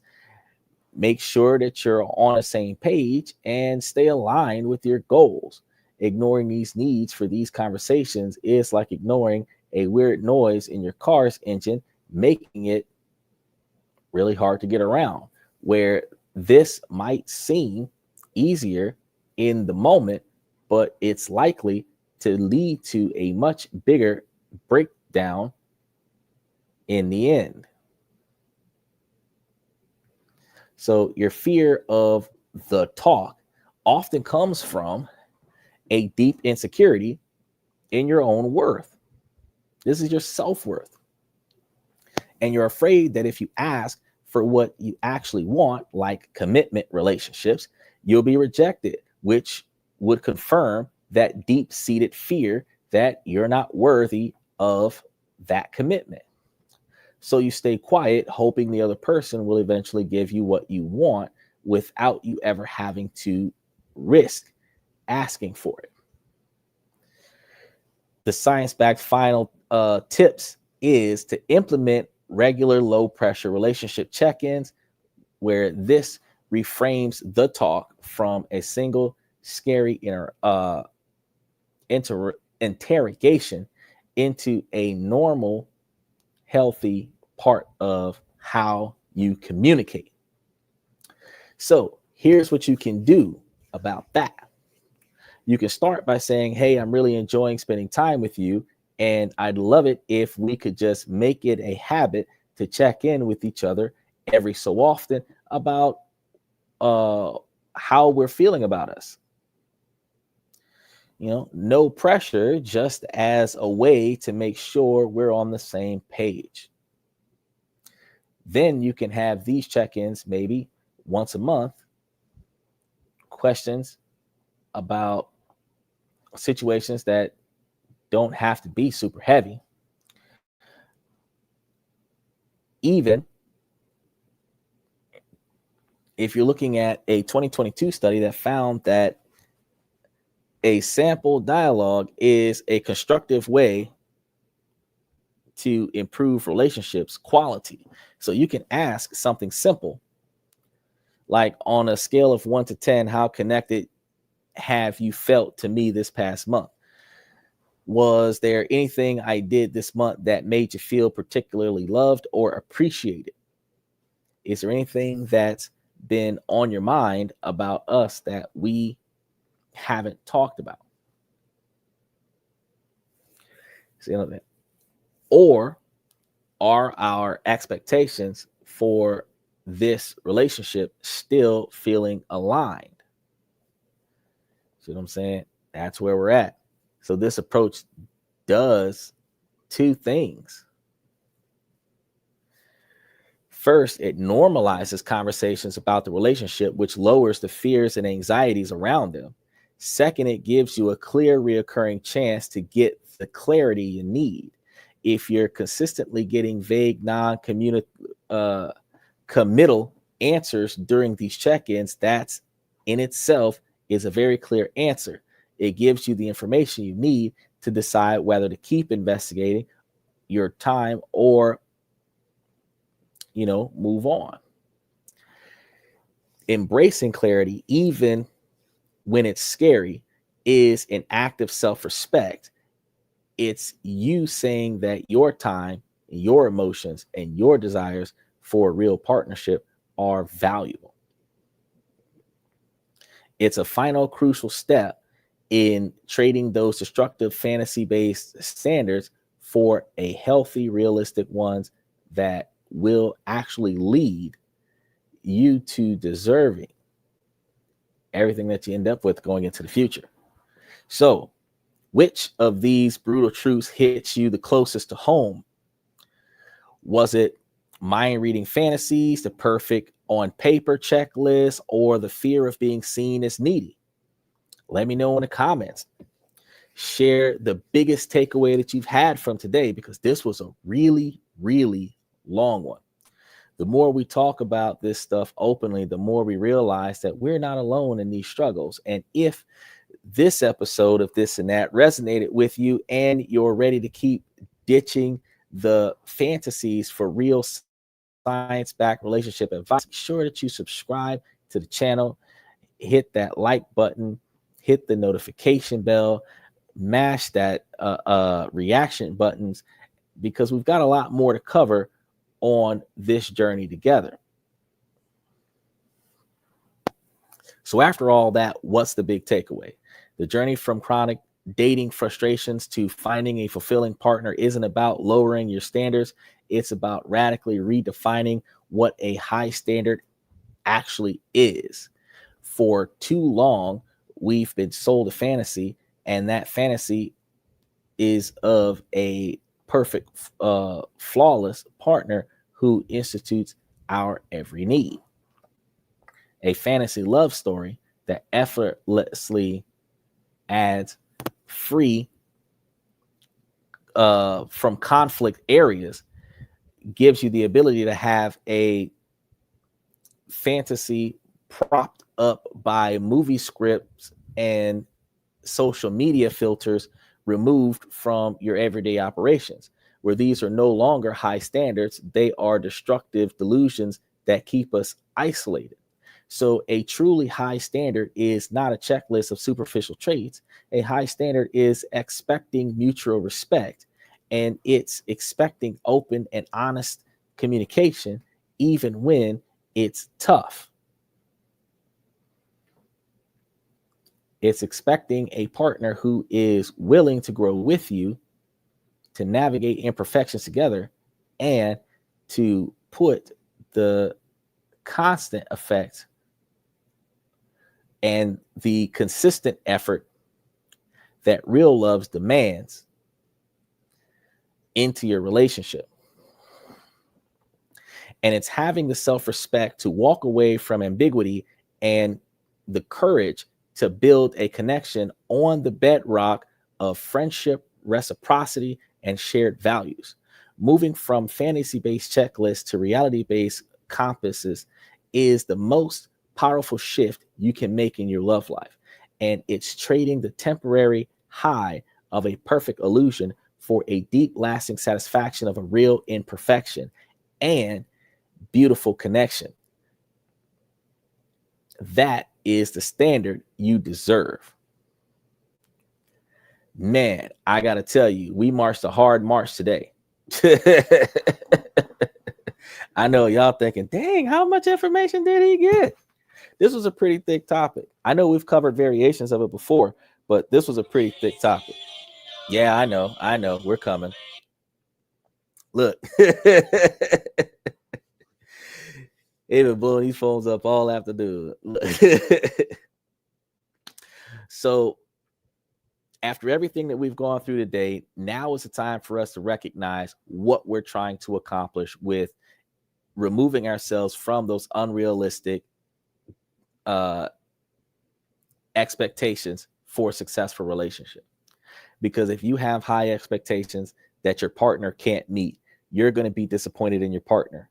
And if your partner is withholding that information and forcing themselves to try to overachieve in their life so that they can meet those expectations, they're going to resent you for having expectations they can't meet. You're going to resent them for not meeting the expectation. And if for some reason they're meeting the expectation at the beginning of the relationship, and then they start withdrawing from that, you're going to get at them twice. Once, because they used to do it and there was no problem. And two, because you've changed how you feel about them by changing the way you behave around them. So minimizing that, you want to maintain consistency and be specific and always communicate. So that's all I've got for you guys for tonight. I'm going to be trying to look into some of the stocks that we're going to be talking about this coming week, because we are selling AG Mortgage on Monday, Orchid Island, AGNC, and we're taking whatever we get from all of our stock options and putting it onto Two Harbors before Wednesday, so that we can start getting our dividends from this weekend and also start getting the rest of our dividends on Thursday from Tuesday, and try to really boost up the remainder of this month. With that being said, I want to say, ladies, as long as the situation doesn't make sense, I'm going to keep asking y'all to make it make sense. So ladies, please make it make sense. And fellas, 75% male-driven podcast from the male's perspective. I give you guys a lot of information to make y'all higher value men. Make sure that y'all take the opportunity to like and subscribe on the channel, and give it your best shot. Do your research, ask the Google lady, see what's going on. And then after you cross-reference and proof check all of the facts and details that I give you, take the time to go ahead and try to figure out what else you can do to make yourself a higher valued individual. Because the ladies are taking this advice and they're walking off with it. They're going to literally make themselves successful. So fellas, if y'all want to be on the same page as being successful, where we only talk about the money side of life on Monday, Tuesday, and Wednesday, and we talk about the social side of life on Thursday, Friday, Saturday, and Sunday. And this puts us in that position where, we're able to see the most success. So understanding that, I want to thank you guys for coming to This and That. I'm your host, Xander, where we talk about this, that, and everything in between. And tomorrow being Sunday, we have our members only show. So we're going to be doing questions and comments from the fans. There's a lot of off the wall questions that happens, and we can have general consensus in between each question from the fans, so that not only you can see where we were before versus where we are now, you can also learn from that. So thank you guys one more time for coming to tonight's show, and I'll see you guys tomorrow night.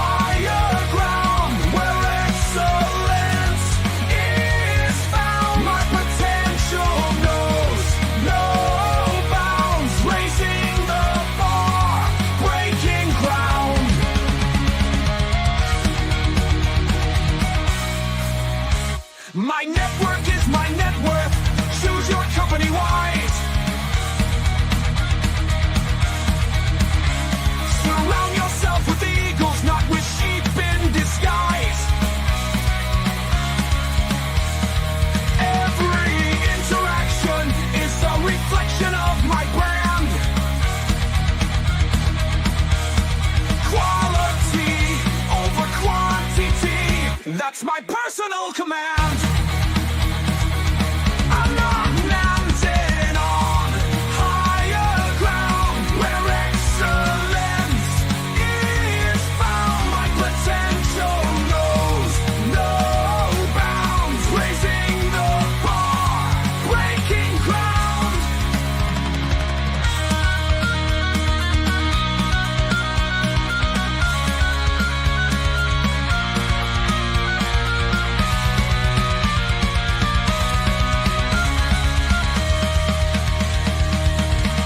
I'm not just living, I'm manifesting my vision, cutting through limitations with surgical precision. My expectations are my compass, my respect is my shield to mediocrity and chaos. I will never